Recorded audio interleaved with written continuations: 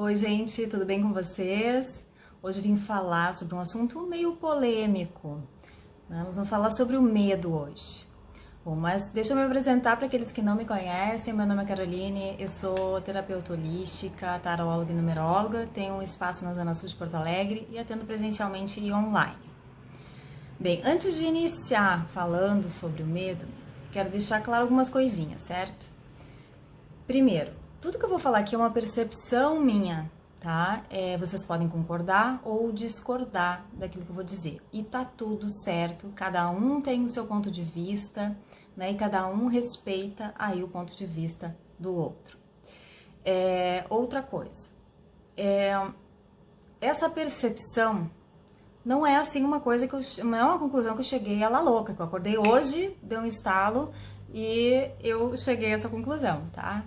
Inclusive eu tinha outra percepção sobre o medo, mas com o passar do tempo, com os estudos, né, que eu tenho feito, com muita autoobservação e observando também as pessoas que eu atendo, eu mudei um pouquinho o meu conceito, tá?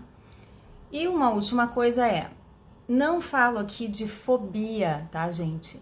Porque fobia é um processo bem mais profundo, que também pode ser tratado, mas não é o caso aqui, tá? Bom, muito tem se falado em medo aí, né, por conta de tudo que tá acontecendo, mas a minha ideia aqui nem é falar sobre o medo especificamente sobre o processo que a gente está vivendo nesse momento, tá? Claro que também faz sentido, né, porque é normal, né, a gente sentir medo diante de situações aí que a gente desconhece, tá? Mas eu quero falar aqui sobre o medo de uma forma geral. Bom, gente, muitos de nós, né, acredito aí que o pessoal da faixa aí dos 30 anos para cima, então, muitos de nós, os nossos antepassados, com certeza, né, foram criados com elementos de medo no âmbito familiar, né? O pessoal mais jovem aí, talvez esse número diminua bastante, porque hoje a gente já tem mais consciência, né? Eu, por exemplo, não conto histórias, né, para minha filha, para assustá-la, digamos assim, né? Mas pessoal aí de 30 anos para cima, né, e os nossos antepassados, quem nunca ouviu falar histórias, né, do bicho papão, do velho do saco e por aí vai.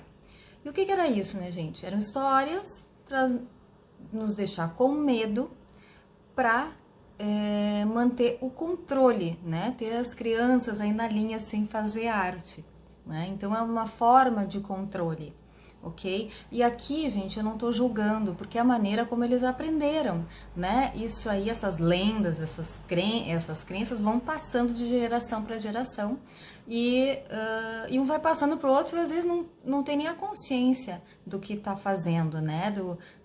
De repente, de qual é a emoção que tá implantando, né, naquele ser ali. Então, isso veio, né, de geração para geração, e hoje em dia que a gente já tem um pouco mais de consciência, né, pelo menos a maioria de nós, para evitar esse tipo de coisa. Mas isso era super comum e não tô julgando aqui, tá, gente?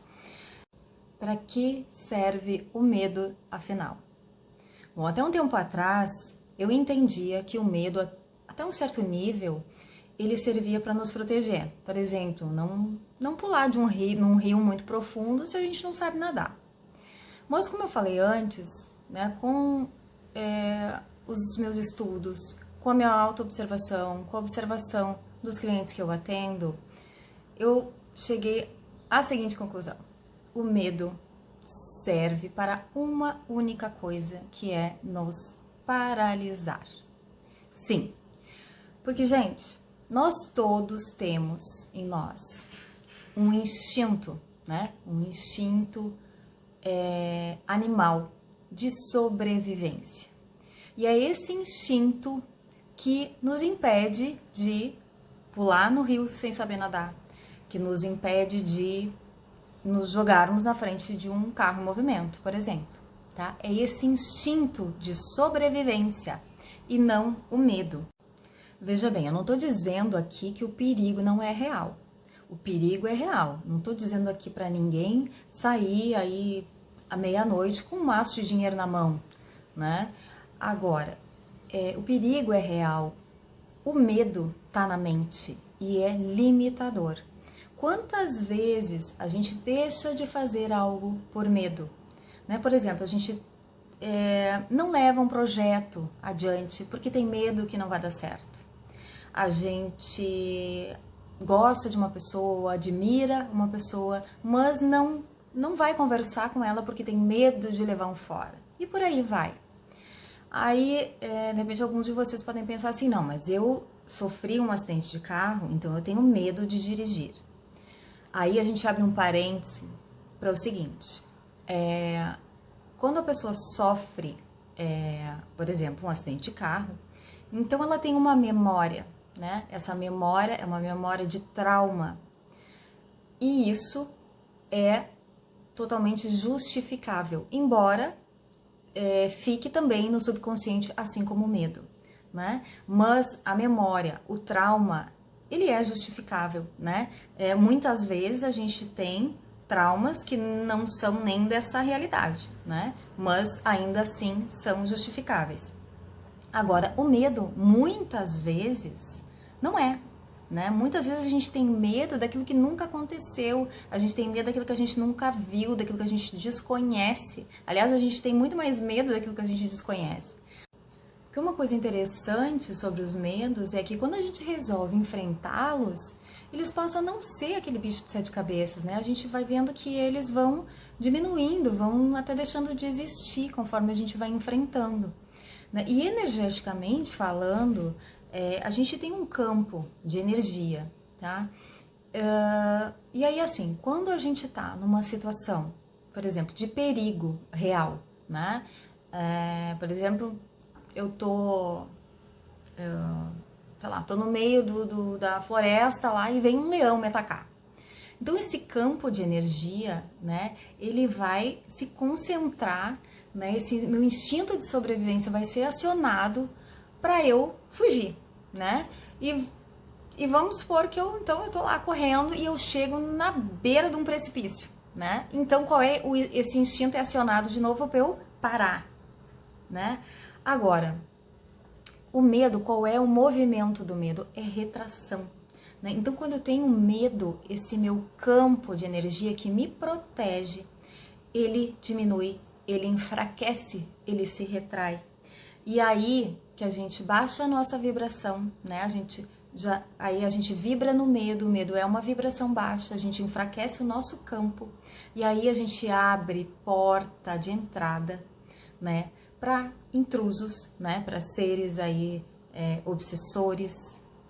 E, gente, quando eu falo de obsessor, eu não tô falando de obsessor só desencarnados, existem obsessores encarnados também. Quando a gente baixa a nossa vibração, que a gente enfraquece o nosso campo, a gente se torna suscetível, né, a tanto as energias externas como as internas, né, que são os nossos auto-obsessores, né, os nossos auto-sabotadores, tá?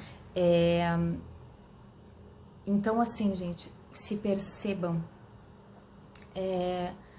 sintam, né, quando vocês vivenciarem algo assim, se isso a emoção é de vocês ou é do outro, ou é uma história que vocês ouviram, algo que viram na televisão, né, filtrem muito aquilo que vocês assistem, que vocês escutam, né, para evitar essa frequência do medo, tá? Porque quanto mais medo a gente tem, mais a gente se torna suscetível, controlável, manipulável, tá? E a gente tende, claro, como tudo é em ressonância no universo, né? A gente acaba muitas vezes atraindo aquilo que a gente mais teme. O medo, ele é limitador, ele é uma crença limitante, que não depende de tempo, de espaço. No momento que a gente desencadeia esse processo, ele vai ficar lá, esse bloco energético fica estagnado até que a gente cure, até que a gente resolva, né? E o medo pode ser tratado através das terapias energéticas, assim como o reajuste de frequências, né? Sair da frequência do medo. Existem técnicas para tirar a gente dessas frequências mais baixas. Certo, gente? Então era isso hoje. Eu agradeço e até o próximo vídeo.